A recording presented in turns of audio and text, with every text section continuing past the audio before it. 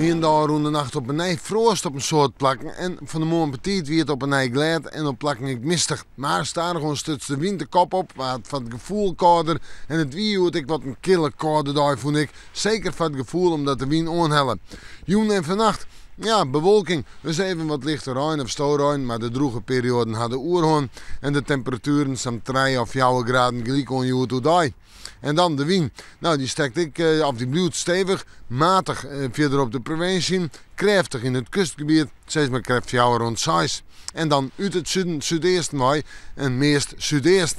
Morgen bewolkt waar, uit een trog Rijn, lichte Rijn, ja dat is het dan ik zo wat. En een temperatuur om en bij de zo'n graden heen.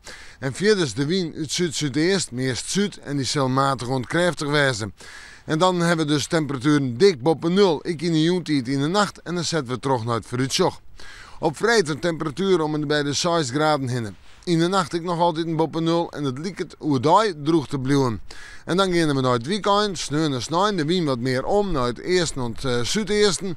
En we gaan op sneeuw een temperatuur om en bij de 4 graden heen, maar wat winterse buien, kans op gladens, want in de nacht gemiddeld -1.